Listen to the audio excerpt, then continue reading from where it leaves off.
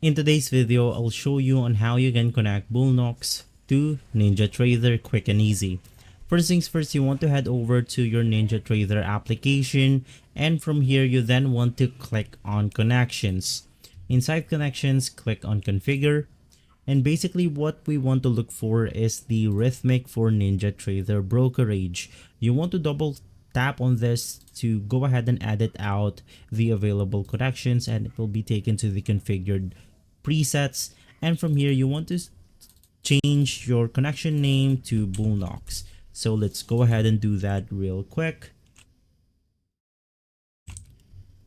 You also want to enable the connect on startup, and from here you want to enter your rhythmic username and password. You will be able to find this on the members dashboard, and from there you also want to make sure to change the system connection into something like the rhythmic paper trading Chicago.